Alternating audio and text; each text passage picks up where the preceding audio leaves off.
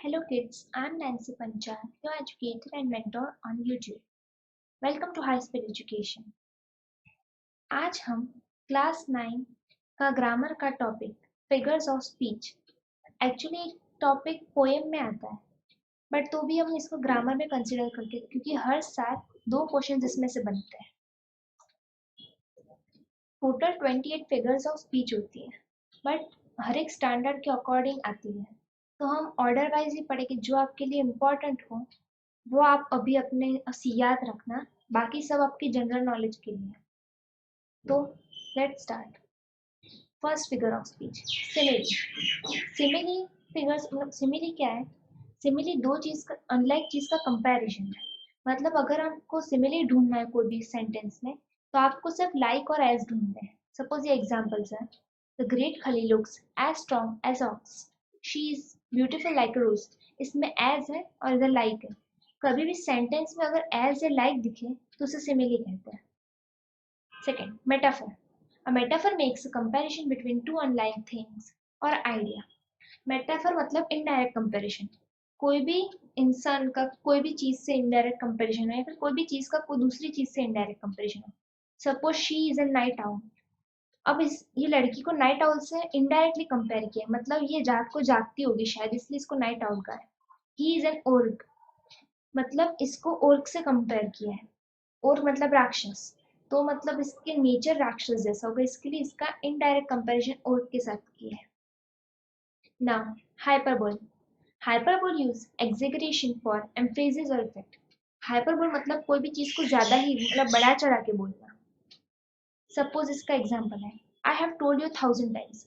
अब हम 1000 टाइम्स तो बोलते नहीं है, पर अगर हमने बहुत बार बोल दिया हो तो हम कहते हैं कि मैंने 1000 बार बोल दिया। Next example, I could do this for ever.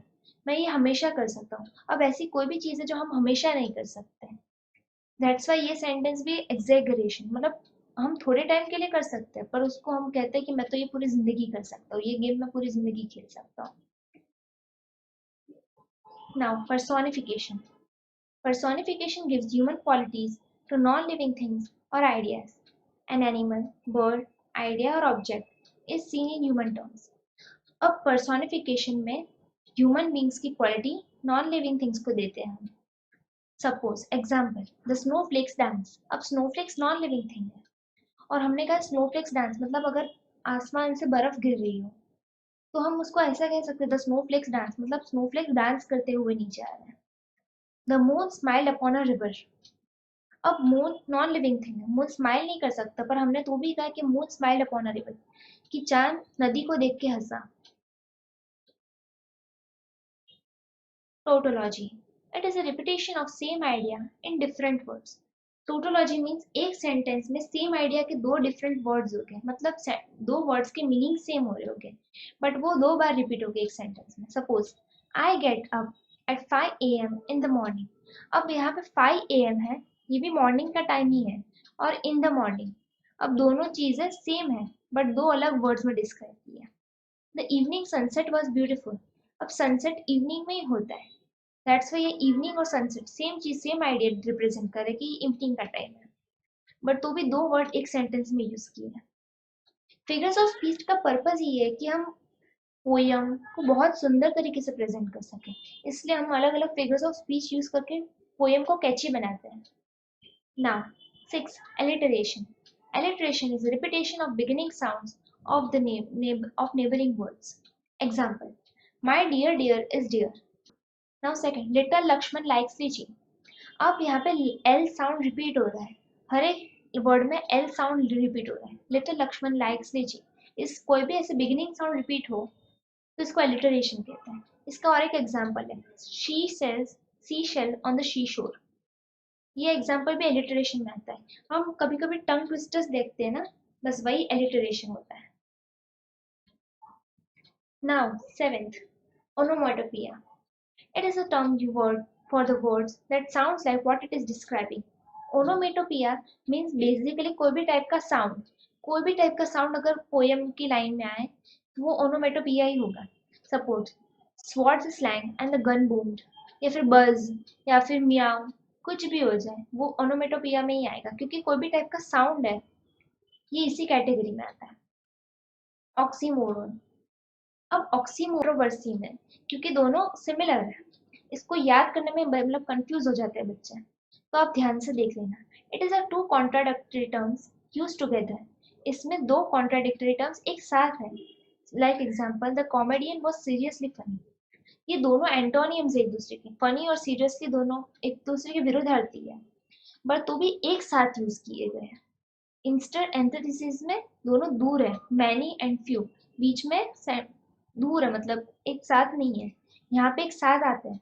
Do you have original copies? Now original and copies दोनों एंटोनियम्स है। Now antithesis, it refers to the juxtaposition of contrasting or opposite ideas. यहाँ पे पोजीशन थोड़ी दूर है, एक साथ नहीं आते दो opposite words. Many are called but few are chosen. Patience is bitter but its fruit it has a sweet fruit. Bitter and sweet, many and few, ये दोनों opposite words हैं। Now 10th, internal rhyme. A word inside a line rhymes with another word on the same line. यहाँ पे एक line में एक word होता है, वही वर्ड सेम लाइन में दूसरे वर्ड से राइम करता है। Suppose, I went to town to buy a gown. अब town and gown similar sound कर रहे हैं और दोनों एक दूसरे को एक ही लाइन में राइम कर रहे हैं। That's what is called internal rhyme. Internal dog in the midst of a fog. Now 11th, लिटोर्स। ये बहुत बार पूछा जाए, मतलब बहुत रिपीटेड है। In this, affirmative is converted by negation of the opposite, the effect being to suggest a strong expression by means of the vigor. Retorts में basically उसका मतलब क्या होता है, कोई भी नेगेटिव सेंटेंस, मतलब कोई भी नेगेटिव वर्ड एक सेंटेंस में आ गया तो वो लिटोर्ट्स ही होगा। सपोज यहाँ पे नो नेगेटिव वर्ड है, यहाँ पे नॉट नेगेटिव वर्ड है, कोई भी नेगेटिव वर्ड हो वो अगर सेंटेंस में आए तो वो लिटोर्ट्स होगा। Now सिनेक्डकी। A part is used to designate the whole, or the whole is used to designate a part. Example, he has many mouths to feed. सिनेक्डक में क्या होता है, कोई भी एक छोटा सा पार्ट एक पूरी बॉडी को या फिर पूरी चीज को डिस्क्राइब करता है, या फिर कोई पूरी बॉडी एक पार्ट को डिस्क्राइब करती है। नाउ ये एग्जाम्पल में कैसे सूट होगा, he has many mouths to feed, मतलब उसके पास, ये ब्राइब का एग्जांपल है कि उसके पास ऐसे है जो करप्ट लोग हैं जिनको वो फीड कर सकता है। मनी माउथ यहाँ मीन्स यहाँ पे करप्ट लोगों की बात की है, कि इनडायरेक्टली बात की है। Now my father loves to play the strings. Strings यहाँ पे गिटार को रिप्रेजेंट कर रहा है।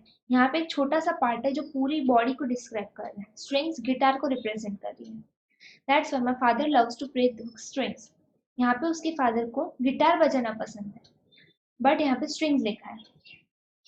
Now, 13. Metonymy. Where an object name is replaced with another name that is closely connected with it. Now, हम अगर कोई भी चीज कहेंगे, the crown is going to fall. The crown मतलब यहाँ पे crown किसको रिप्रेजेंट कर रहा है ये सेंटेंस में, crown यानी king. किंग कोई भी क्राउन पहनता है ना, जज बेंच को रिप्रेजेंट करता है या फिर बेंच जज को रिप्रेजेंट करेगी। बेंच कोई भी सेंटेंस में आएगी तो हम ऐसे सोच सकते हैं एक सेकंड के लिए कि हाँ ये जज हो सकता है। इंस्टेड अगर क्राउन होगा तो क्राउन किंग या फिर क्वीन को रिप्रेजेंट करेगा, या फिर कोई भी रॉयल पर्सन को रिप्रेजेंट करेगा।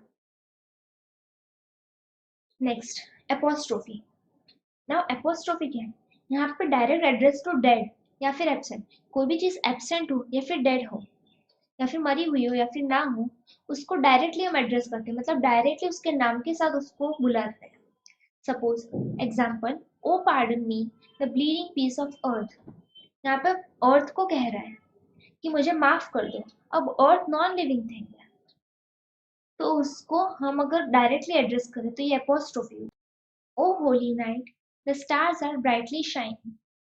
यहाँ पे नाइट को डिस्क्राइब, नाइट को बुला रहा है, नाइट को डायरेक्ट एड्रेस किया गया है। नाइट तो यहाँ पे डेड है, बट तो भी हम नाइट को कह रहे हैं कि स्टार्स ब्राइटली शाइन कर रहे हैं। दैट्स व्हाई ये एपोस्ट्रोफी है। Now exclamation. एक्सक्लेमेशन में हमें सिर्फ एक्सक्लेमेशन मार्क ढूंढना है। कोई भी सेंटेंस में एक्सक्लेमेशन मार्क आया और स्ट्रांगली एक्सप्रेस किया गया है, या suppose wow what a beauty, how sad it is to cry alone. यहाँ पे एक स्ट्रॉन्ग एक्सप्रेशन एक्सप्रेस हो रहा है सेंटेंस में, दैट्स वाई ये एक्सक्लेमेशन है। Now interrogation, a question is asked simply for dramatic effect rather than to elicit an answer। यहाँ पे इंटरोगेशन का फिगर्स ऑफ स्पीच कैसे यूज हो रहा है कि वो लोग हमसे आंसर नहीं मांग रहे, बट वो सिर्फ ड्रामेटिक इफेक्ट प्रोड्यूस करने के लिए यहाँ पे क्वेश्चन मार्क लगाया हुआ है। दैट्स वाई यहाँ पे ये इंटरोगेशन ऐसे होगा, am I an idiot to fall for your lies, मतलब मैं क्या पागल हूँ कि आपके झूठ के लिए मतलब गिरूंगा।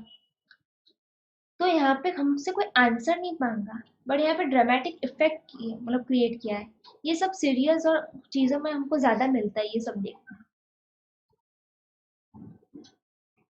17th, transfer epithet, an adjective is transferred from its original noun to another closely related to it। Suppose हम जनरली कोई भी एडजेक्टिव है, एडजेक्टिव मतलब जो नाउन को डिस्क्राइब करे। सपोज हमने कोई एडजेक्टिव लिया, सपोज हैप्पी या सैड, हमने हैप्पी लिया, जनरली हम क्या लिखते हैं, अ हैप्पी पर्सन। पर्सन एक नाउन है और हैप्पी उसका एडजेक्टिव हो गया। बट हम हमेशा हैप्पी बर्थडे भी कहते हैं सबको। अब बर्थडे कोई नाउन नहीं है तो हम उसको डिस्क्राइब करने के लिए एडजेक्टिव रखें। तो यहाँ पे जो हैप्पी आएगा वो ट्रांसफर्ड एपिथेट है। Now the builder were working at a dizzy height. Dizzy means टक्कर, मतलब धुंधला धुंधला। तो धुंधला बिल्डर्स पे जाना चाहिए, the dizzy builders were working at height. But यहाँ पे हमने हाइट को डिजीली लिखा है, मतलब यहाँ पे जो डिजी करके एडजेक्टिव है उसने अपनी चेंज की है प्लेस, वो बिल्डर्स नाउन की जगह पर हाइट नाउन पे आ गया। यहाँ पे स्पेलिंग मिस्टेक है हाइट की, so ignore it. 18, epigram, it is a brief pointed saying frequently introducing anti-ethical ideas which arrest attention। Now यहाँ पे एपिग्राम में क्या होता है, ये चीज नहीं होगी, सब एंटी एथिकल जो नॉर्मल नहीं है, नॉर्मल से पूरा उल्टा है, पर हमने अटेंशन सीख करने के लिए वो सेंटेंस को वैसे फ्रेम किया है। Suppose the child is the father of man. Child man का फादर नहीं हो सकता, और तो भी यहाँ पे लिखा है child is the father of man, क्योंकि हमने सेंटेंस को कैची बनाया। In the midst of life we are in death, मतलब जिंदगी के बीच में हम मौत का सामना कर रहे हैं, पर तो भी हमने किया है। Now 19, euphemism, description of disagreeable thing by an agreeable name. इसके example, he has fallen asleep। Euphemism का बेसिक मतलब क्या होता है, कोई भी हम चीज को अग्री ना कर पाए ऐसी चीज हो तो उसको ठीक से दिखाएंगे। सपोज कोई मर गया हो तो हम उसको अच्छे वे में ऐसे कह सकते हैं ही हैज फॉलन asleep। अगर कोई झूठ बोल रहा हो और हम अगर इसको मुंह पे नहीं कह सकते कि तू झूठ बोल रहा है, तो हम जनरली उसको ऐसे कहते हैं, you are telling me fairy tale. Fairy tale means झूठ बोलना। यहाँ पे फर्स्ट सेंटेंस में फॉलन asleep मीन्स डेड, कोई मर गया है। नाउ 20, पन, पुन मीन्स डबल मीनिंग जोक्स। यहाँ पे दो ऐसी चीजें दिखाई है जैसे लुड्रिशियस इफेक्ट प्रोड्यूस, मतलब जो कॉमेडी या फिर क्या कहते हैं लाफ्टर वाला effect. Suppose pilots have easy access to cloud storage. यहाँ पे फनी वे में दिखाया हुआ है कि पायलट्स आसमान में उड़ते हैं तो उनके पास क्लाउड स्टोरेज का इजी एक्सेस होगा। ना दूसरा, an ambassador is a honest man who lives abroad for the good of his country. अब एम्बेसडर ऑनेस्ट नहीं होता, वो दूसरे देश में जाएगा और वहां पर कमाएगा, तो वो अपने देश के लिए अच्छा कैसे कर रहा है, वो अपने देश में काम करेगा तो वो अच्छा काम कर रहा है। तो यहाँ पे भी एक डबल मीनिंग जोक है, सरकास्टिक जोक्स होता है पुन means. Now, paradox. It is a statement that contradicts itself and is true and untrue at the same time. Paradox एक स्टेटमेंट ऐसा होता है जो खुद को ही कॉन्ट्राडिक्ट करता है। पहला सेंटेंस, वो पहला पार्ट है सेंटेंस का, दूसरा पार्ट उसको कॉन्ट्राडिक्ट करेगा। और इसकी खासियत ये है कि दोनों सेंटेंस एक साथ ट्रू भी है और एक साथ फॉल्स भी है। Suppose you can save money by spending it. अब हम पैसे कैसे बचा सकते हैं उसको स्पेंड करके, ये स्टेटमेंट फॉल्स होना चाहिए, बट उसको अगर हम ट्रू सेंस में देखें तो हम वैसे भी देख सकते हैं कि हम पैसे को स्पेंड करके मीन्स कहीं पे इन्वेस्ट करके उसको बचा सकते हैं, या फिर उसकी रकम बढ़ेगी अगर हमने कहीं पे इन्वेस्ट किया। Second example, this is the beginning of an end, मतलब ये अंत की शुरुआत है। ये तो हमने कई जगह पे सुना है, ये तो कॉमन है। बस वही, ये स्टेटमेंट खुद को ही कॉन्ट्राडिक्ट करता है। पहले ये दिस इज द बिगिनिंग आया और बाद में ये ऑफ एन एंड आके ये स्टेटमेंट खुद को कॉन्ट्राडिक्ट करने लगा। Now 22nd, irony, contrast between what is said and what is meant. Irony means मतलब same contrasting. Majority of figures of speech contrasting पे आती है, तो हमको कैटेगराइज करना है कि कौन सा कहाँ पे आएगा। जनरली को एग्जाम में 4 ऑप्शन दिए होते हैं और 4 में से एक सिलेक्ट करना होता है, इसलिए कुछ हार्ड नहीं पड़ता। आपने क्वेश्चन पढ़ा, फिर आपने हर एक फिगर्स ऑफ स्पीच को याद करना है कि ये फिगर्स ऑफ स्पीच का मतलब ये होगा और जो मैच करे उसको मार्क करना है। 99% अगर आपने ये लेक्चर ध्यान से पढ़ा है तो आप आंसर राइट ही लिखोगे। Now contrast between what is said and what is meant. Example, a doctor fail sick.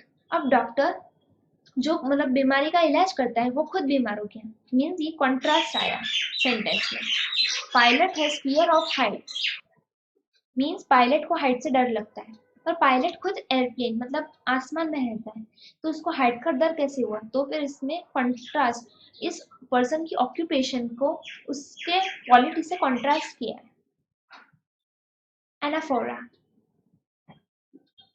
Anaphora में सेंटेंस के कपल ऑफ मतलब बहुत सारे पार्ट्स हो गए सेंटेंस के, वो सेम चीज से स्टार्ट हो गए। सपोज ये फर्स्ट सेंटेंस है, इसमें सब जगह इट वाज से स्टार्ट हो रहा है। It was the best of times, it was the worst of the times, it was the age of wisdom, it was the age of foolishness.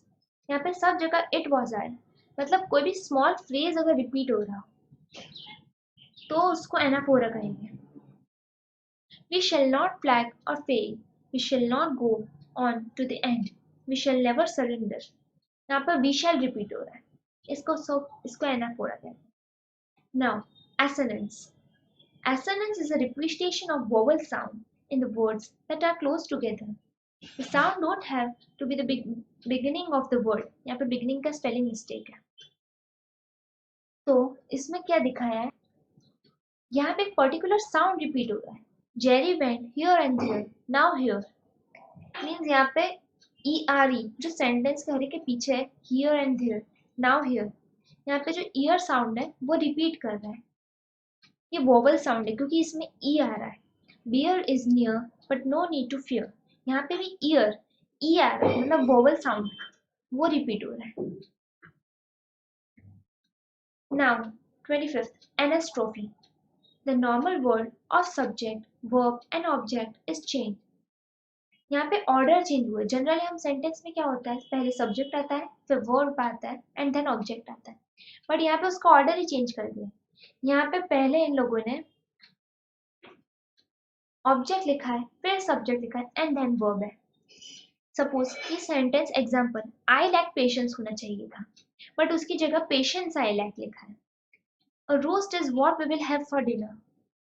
We will have a roast for dinner, उसकी जगह roast is what we will have for dinner। ये sentence का order change किया है।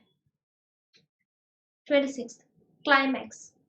अब climax क्या है, जो असेंडिंग ऑर्डर में जा रहा है वो क्लाइमैक्स। सपोज ही केम, वो आया, वो लड़ा और वो जीता, मतलब ये असेंडिंग ऑर्डर में आया, पहले वो आया फिर लड़ा और फिर जीता। Suppose second, look up in the sky, it is a bird, पहले ऊपर देखो, ऊपर मतलब कहाँ, तो ऊपर आसमान में, आसमान में क्या है, बर्ड है, मतलब वैसे ही असेंडिंग ऑर्डर में जा रहा है। नाउ एंटी क्लाइमैक्स, सिमिलर है क्लाइमैक्स और एंटी क्लाइमैक्स, एंटी मींस उसका उल्टा होगा, मींस डिसेंडिंग ऑर्डर में जा रहा होगा। तो example, he lost his family, his car, his friend, मतलब यहाँ पे इंपॉर्टेंस के वाइज डिसेंडिंग जाना है। फैमिली सबसे इंपॉर्टेंट होनी चाहिए, फिर कार और फिर फोन, तो मतलब उसने अपनी फैमिली को खोया, फिर उसने अपनी कार को खोया और फिर अपने फोन को खोया। She is a great doctor mother and को, यहाँ पे प्रोफेशन के हिसाब से इंपॉर्टेंट चीजें मतलब डिसेंडिंग ऑर्डर है। डॉक्टर सबसे बड़ी प्रोफेशन है, दैट्स वाई वो फर्स्ट आएगा। She is a great doctor, मतलब वो बहुत अच्छी डॉक्टर है, फिर वो बहुत अच्छी मदर है एंड फिर वो बहुत अच्छी कुक है।